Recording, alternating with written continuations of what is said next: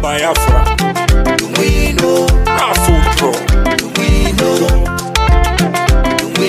BFR, Raffle Jingo, my people, follow who no road. His Excellency Simon Ekpanjoku, na him they carry us enter Biafra. He they play the show, no be lie. The good guy, Prime Minister of Biafra Republic Government, in exile, went there for Obodo Yibo, Finland. With him government, na him they do the wonder. Say make you join, follow up, he go sweet you for body. Freedom today, better for you and your pikin them. I dey tell you, he can still bring ogbonge raffle draw with big money when you go win. I dey tell you, no be lie. Starting from on the 29th of November, go reach December 3rd. Now this thing they happen 2024. And make I shock you, the money, it makes sense well. $20 and total winning prize $10,000. A first prize $5,000, third prize $2,000. BFR, no sit down, no sit down look na dog name. They want from here gather money to build Biafra where you they cry for sins. You go also win too. A referendum is a right to Bergie USA is welcoming our Obataobi, His Excellency Prime Minister Mazi Nnamdi Kanu to United States USA for a town hall meeting, and Bergie, Texas will be presenting the Kola Nut, Iwa Oji. Therefore we are inviting wonderful people of Biafra, friends of Biafrans, well-wishers and all lovers of freedom to this great event. We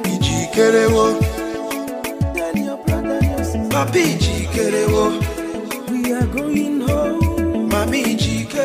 Welcome, fellow Biafrans, lovers of freedom across the world. I welcome you to this amazing program. Wherever you are joining me from, I appreciate you and I thank you for being part of this program.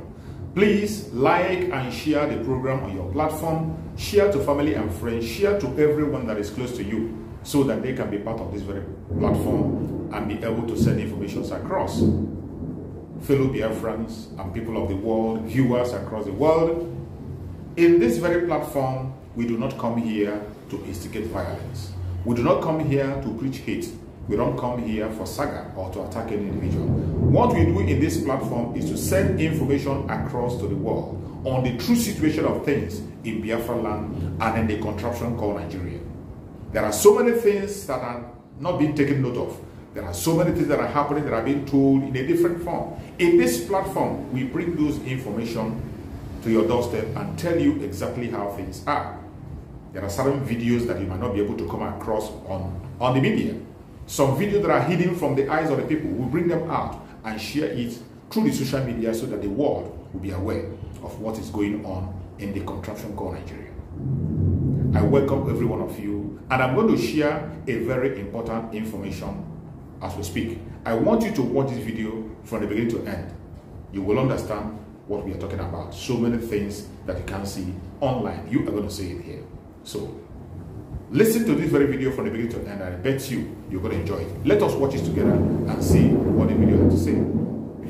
Esteemed audience.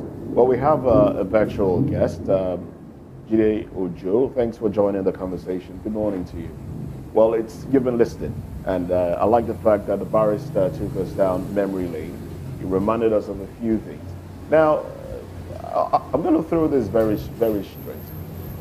Isn't this a case of we all are Nigerians, but some are more Nigerian than others? Is that a question for me? Yes, it is. Okay.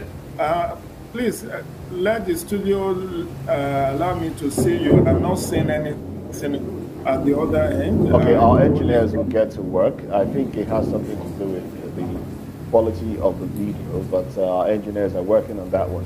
So you can, okay, they can put you on screen as against just having your voice.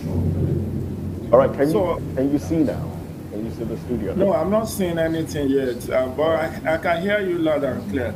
All right, so our engineers will get to work. But while they're working on that, do you mind just going ahead? Yes. I think it's double standard. Even though it wasn't this administration that granted Sunday Igboho the freedom, I believe you will recall that Sunday Igboho under Buhari was hounded and his house was raided in Ibadan. And he managed to escape to Benin Republic, where he was put on trial after he was trying to leave for Germany, himself and his wife. I think he was apprehended at the Benin International Airport and was jailed for like 2 years.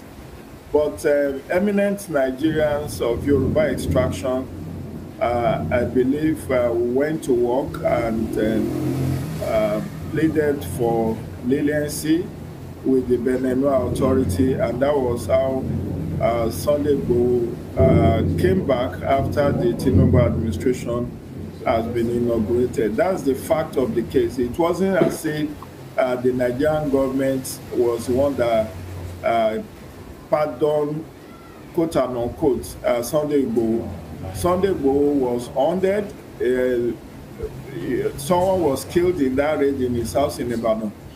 And a number of people were arrested, and he fought his way through the court even while he was in Benin Republic, and he won all his cases in Nigerian court. But the Benin authority apprehended him, jailed him for like 2 years, and he was eventually released to go to Germany, where he, quote and unquote, hibernated till Tinubu government came to power. So Tinubu administration could not arrest him because he won all his cases in the Nigerian court. Even while he was in absentia, he sued the DSS and the security authorities of Nigeria. But having said that, and that's just setting the record straight about Sunday Igboho. Having said that, I still strongly believe that the solution to Mazi Nnamdi Kanu's release is a political solution. It cannot and should not be done singularly through the court. All the people I've known who were either militants in Niger Delta or the agitators in the Southwest, starting from the current Ààrẹ Ọ̀nà Kakanfò, Gani Adams. Recall that Gani Adams under Obasanjo was apprehended and was in prison for years before Yoruba elders waded in and pleaded with Obasanjo administration to allow Gani Adams to go. So that was the one where I could say, matter of fact, political solution was deployed by the Yoruba elders. So it was in the case of Gani Adams, the current Ààrẹ Ọ̀nà Kakanfò, the generalissimo of Yoruba race, that the political solution. But in the case of Sunday Igboho, it was actually international diplomacy by some Yoruba elders that eventually led to his release by the Benin authorities, and eventually, like I said, he won all his cases in the Nigerian courts, and the facts are there. But in terms of Mazi Nnamdi Kanu, I also have agitated, I've advocated that a political solution is what will resolve the IPOB agitation. Don't forget that MASOB preceded IPOB before IPOB was founded and became the arrowhead of the struggle for Igbo political and economic emancipation. But let's also try to analyze what actually was IPOB agitation about. That was actually the question I wanted to ask you, Mr. Jide Ojo, because not just IPOB, we have also seen other people also agitate, even here in the South. Just this recent time, Onitiri also, agitated. They went to Ibadan again to, hoist the flag and all that. And people are still agitating, and they have what they are clamoring for, which is marginalization, bad governance, and a whole lot more. Now, do you think with the arrest or this detention of Nnamdi Kanu that the agitation is going to die down anytime soon? Do I think the arrest and agitation what? Do you think with the arrest and detention that the agitation are going to die down soon? The people who are agitated, secessionists, do you think their agitation or their quest in any way is going to be mitigated or die anytime? The truth, as I know it to be, is that agitations are as a result. I mean, Albert Camus said the rebellion cannot exist without a feeling that somewhere in some ways you are justified. That's Albert Camus. Agitations, before you got set in, I was trying to lay the foundation, as I know it to be, of the IPOB agitation, which is that there was this perception of marginalization and discrimination against the Igbo nation and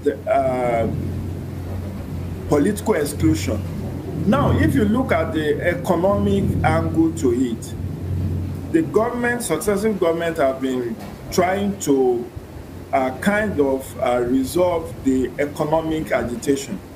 And that's why, even as against the initial freedom slip, I want to call it, by Buhari in 2015, that he cannot give same attention to those who gave him 95% of the vote.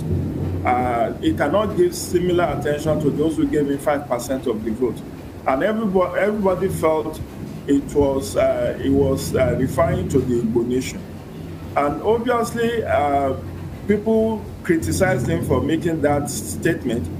And we know the fact speaks that the second Niger bridge was completed by Buhari administration.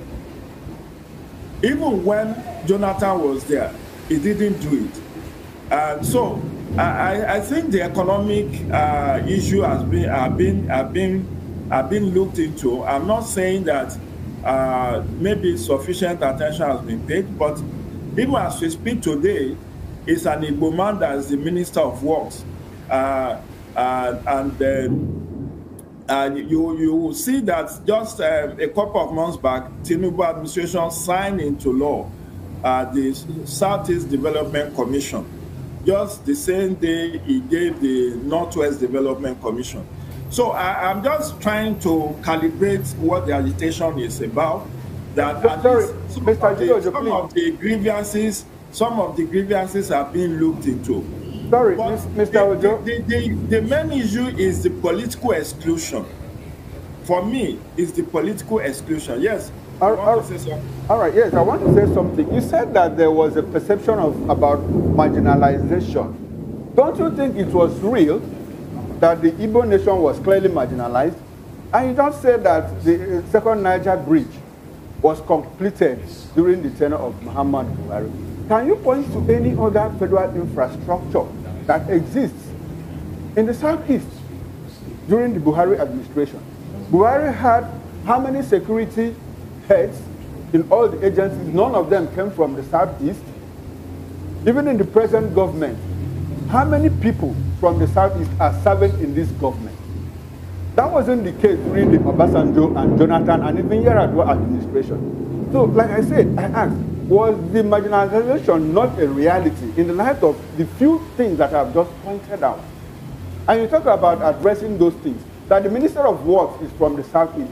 How many of the federal roads in the past 16 months have been constructed in the Southeast? Was it just perception or was it a reality? I will still maintain that it's a matter of perception. Now, let me just answer in my own understanding. I said the one that is most prominent is the political exclusion. And I, seated there, have said to address the issue of political exclusion of the Igbo nation, similar political engineering as was done for the Yoruba nation in 1999 should be brought to bear. I've written 2 commentaries in my column in The Punch to agitate for Igbo presidency. So I'm not an ethnic jingoist.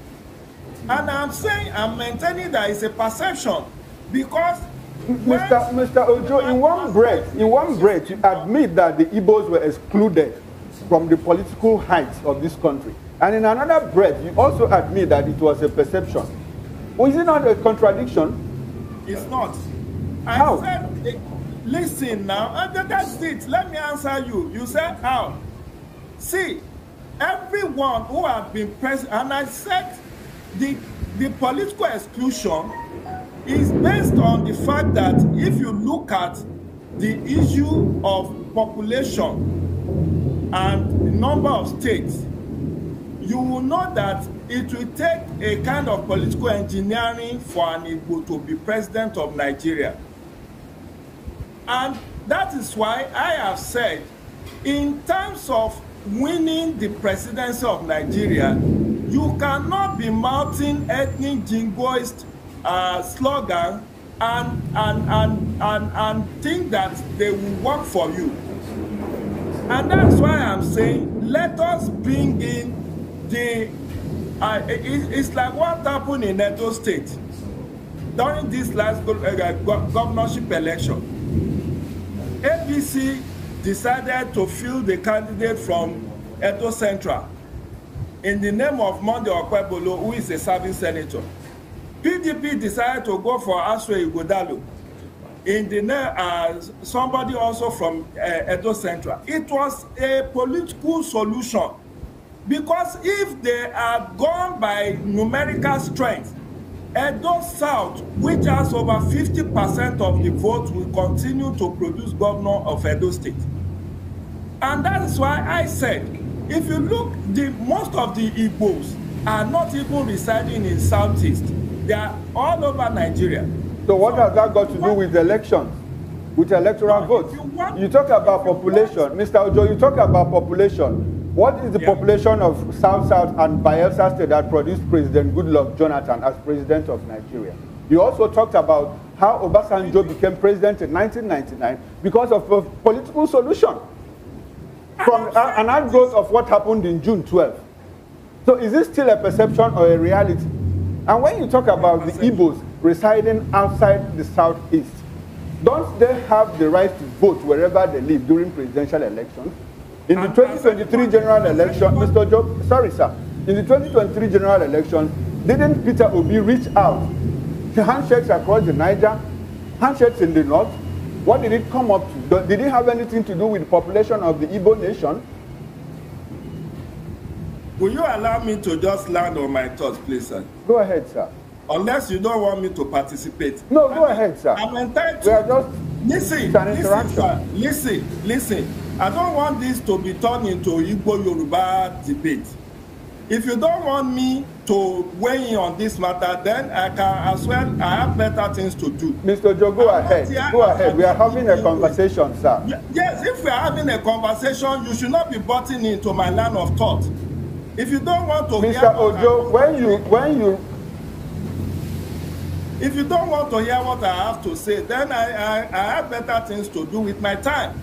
I said we need to have political solution. I've repeated this almost 5 times. That is how the perception of marginalization, political marginalization of Igbos, how they can get to the presidency of Nigeria. It's the political solution. I talked about what happened with the Yoruba nation in 1999 when they wanted to compensate for Abiola's death. The PDP and the AD and ANPP resolved to produce only Yoruba candidates. And that was what I agitated for in the lead up to 2023 general elections. It's there, I can send you the link. And Obasanjo that is now crying more than the bereaved that wants Igbo presidency in 2023. What did he do when he had the opportunity, when he was leaving power in 2007? Did he support an Igbo president? All the while, when he could have fostered the kind of arrangement that brought him to power in 1999 and reach out to his colleagues. A Yoruba man from the south to give power to an Igbo man from the same south. Will you have supported Obasanjo to give power to an Igbo man from the south? Even if he couldn't do that in 2007, I am saying ahead of 2023, before he finally endorsed Peter Obi, he could have reached out to his brother's former head of state and president to weigh in that there is a need to address the issue of Igbo not being president since the time of Nnamdi Kanu.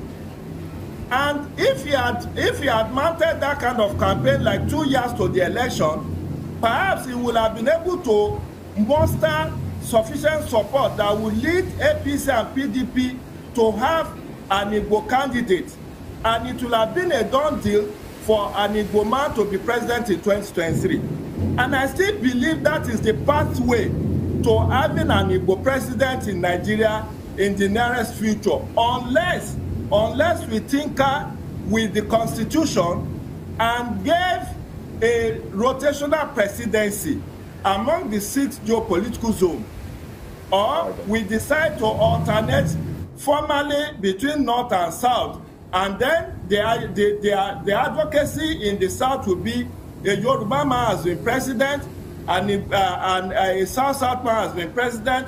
Let an Igbo man be president. All right. That is the kind of political solution. And let me also speak to issue of the military. Yes, I was also furious and against Buhari 8 years where there was no Igbo person that was appointed a service chief. And the pro-Buhari people were saying, Lucky Irabo is an Agbo man, and Agbo is an Igbo, Delta Igbo. But at least when Tinubu came to power, he appointed somebody from the southeast, from Enugu, as the chief of naval staff. And that's why I said some of these agitations have been addressed.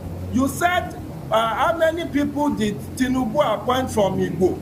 Remember that the Constitution made it mandatory in Section 137 of the ground on one, Section 137 of the Constitution, that the president must appoint at least one person from every state. Tinubu has gone beyond that. He has appointed 49 if you add himself.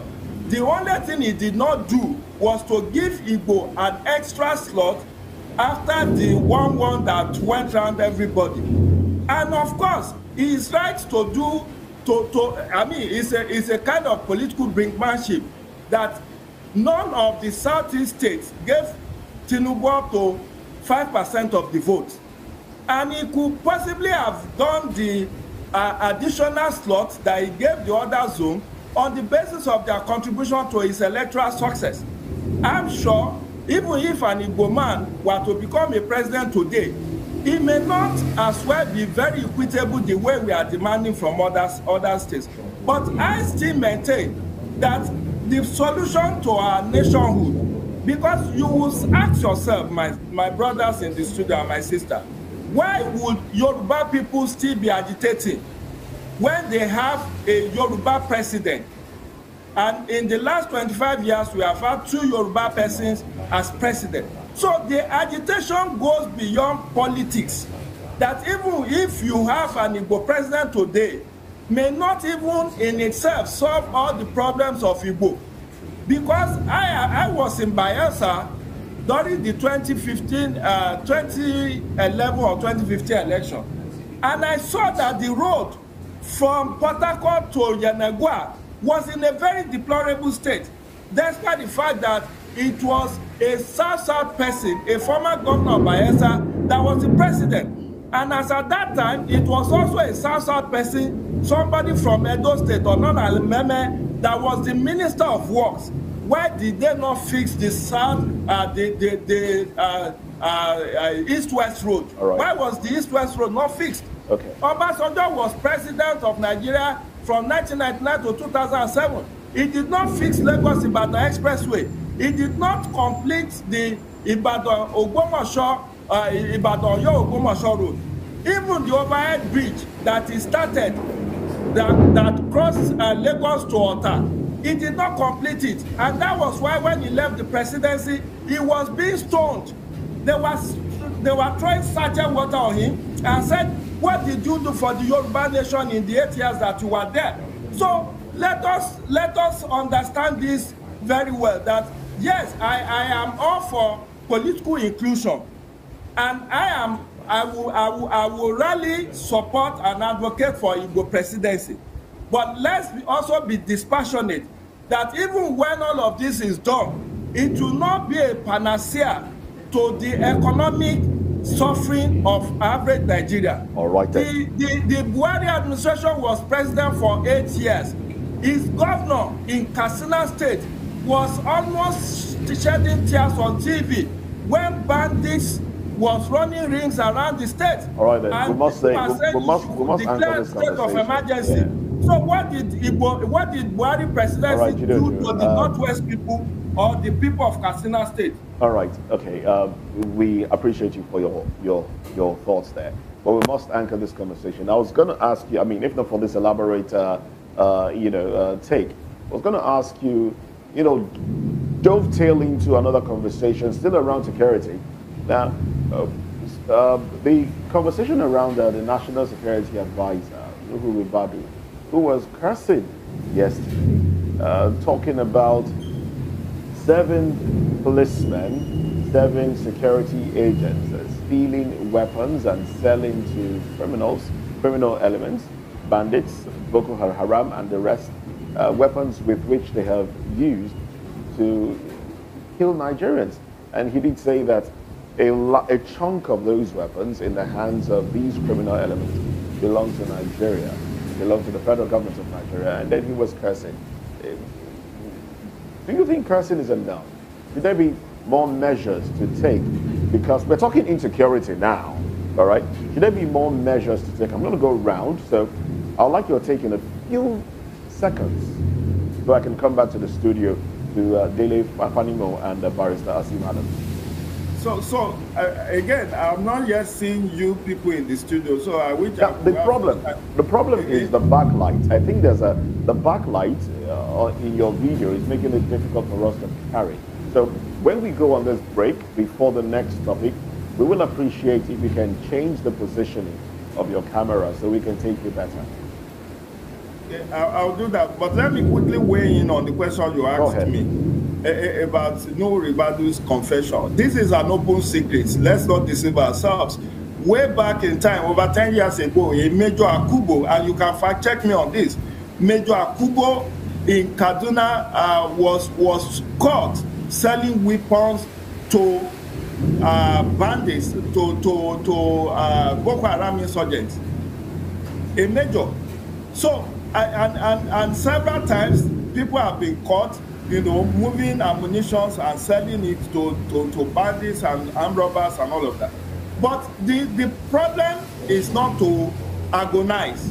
It is to take concrete measures to block and to ensure that weapons in the armory of Nigerians are well secured, and that there are measures, security measures to deployment of these weapons. Because whether we like it or not, corruption is pervasive in Nigeria. You cannot entirely maybe block this kind of thing, but it should be almost impossible for it to be done. So if the military authority, the police authority knew that weapons are being stolen from the armory and being sold to criminal elements, why have they not taken more stringent measures? Because it also happened with the Nigerian police. We have to that thank you very much. Do not account for some of the weapons that were procured for them. All right, then. Thank you very much for landing there. Now let me bring you back to the studio quickly. Ili? Yes. Your thoughts on it. Your thoughts on it. Yes. Honestly, I am not denying the fact that first thing would have been happening, but it was not right for the NSA to say that in the open when the media was present. I'll say this because the office of the NSA is very, very powerful, and such statements should not come from that office at all. It shows that he has indicted that office, he has indicted himself by making that pronouncement. Even if it exists, It's like a general going to war and suddenly, without caution, waves the white flag, which is for surrender. Because that was exactly what he did yesterday. You don't think it's out of frustration? What could have frustrated to that point? You know how big the office of the National Security Advisor is the custodian of the security of the nation. The next person after the president when it comes to security issues in Nigeria. It's just like the director of CIA giving up and openly announcing that Russia's invasion has overwhelmed America. What is now left for America? So don't you think it was a flippant statement from him? Don't you think the fact that some people who are supposed to help out, in helping to cap the issue of so he has to tell them in the open. Think God now to be the one sponsoring this. All right, then. What I would have expected for him to go underground and do due diligence and intel, bring people to book. It is at that point that we now make announcement to the world that we went underground. We were able to fish out those who were involved in this trade. Of course, the few ones that were caught were just like you catch a courier, drug courier, and the baron is still there. All right then. Barrister, please, your take in about a minute. I think I agree with my brother here, Panimo. The office of the NSA is a very sensitive one, very important to the security of not just the president but to the nation. So in civilized climate, people like him should have resigned honorably. So, after coming out to expose, this is an expose, and a very unsavory one for that matter. You don't come out and give your data, whatever, what you have discovered on whatever. What are you doing about it? I even read he was even laying courses, as if he's a chief priest. Laying courses on those military police officer caught, selling, whatever to. I mean, that is, for me, I don't know. You see, it was, let me put it very clearly. The office of the NSA has become politicized. In the Buhari time and this, that is why you see the NSA jumping into every arena, talking as if it's a politician. Advisors of that nature do not talk just anyhow. You see people like Colin Powell, look at even the present NSA of the US. It's very difficult for you to see him come on television on air, to discuss issues that borders on security. Rather, he comes to give proactive measures, how things to be but it is to prevent yourself or to secure yourself as case may be. So it's an unfortunate. All right, thank you very much, Barrister Asim Adams. Now let's. I do understand, Joe, that we have a better look to your video, so we'd like you to stay with us as we get into the next conversation. Now, the House of Representatives has advanced a bill seeking the creation of a Goja state, moving it through second reading without opposition, sponsored by Godwin Ofiono and 3 other lawmakers. The bill aims to amend the 1999 Constitution to add an additional state in Nigeria's south-to-south region, raising the total in the region to 7. Ofiono emphasized that the bill is rooted in the principle of equity, and it has now been referred to the House Committee on Constitution Review. The debate over state creation reignites concerns about the economic viability of Nigeria's existing 36 states. Critics argue that many of these states are financially dependent on the federal allocation, while proponents of new states contend that closer government proximity to the people would promote development and create employment opportunities. Oh well, past experiences highlight challenges like boundary disputes, increased governance costs, and potential violence, raising questions about whether new states will truly benefit the nation. Well, state creation in Nigeria dates back to, the military era, beginning in the 1960s. Oh well, let's get into the conversation. Let me start with you now, Joe. Creation of new states. We've had these conversations being mooted since the beginning of this administration. We've had People talking about more states in the southeast, more states in the south. In fact, some parts of the north too have talked about having more states. Do we need more states really? Is this about allocation of political positions? Keep on fighting, yeah, ooh. Stop. Keep on fighting, yeah, ooh. Stop complaining, oh na na na. Get ready, good people of Biafra and lovers of freedom all over the world, for this invitation announcement as we approach the December Biafran historical event in Finland 2024. The Biafran Redeclaration Sponsorship Committee and its members are inviting all Biafrans and friends for a mega fundraising this Sunday, October 20th, 2024 at 7 p.m. Biafran time. Always remember that the enemies understand what is coming and the wait of our result. So the harder we push and support financially, the more the enemies tremble. The closer we get to the promised land, the tougher we expect it to be. Together we shall win, and the sun must surely rise this year. Biafran First, Biafran Exodus, and Biafran Republic Government in Exile. Airborne. Shout out to them soldiers, where they find them, where they find us.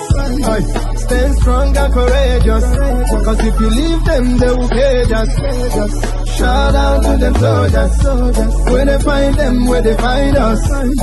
Stand strong and courageous, cause if you leave them, they will cage us. Brother, it's a matter of time, truth to prevail on your agenda. Keep on fighting, yeah, ooh. A referendum is a right, yo. Bergi USA is welcoming our Obataobi, His Excellency Prime Minister Mazi Nnamdi Kanu to United States USA for a town hall meeting, and Bergi, Texas will be presenting the Kola Nut, Iwa Oji. Therefore we are inviting wonderful people of Biafra, friends of Biafrans, well-wishers and all lovers of freedom to this great event. We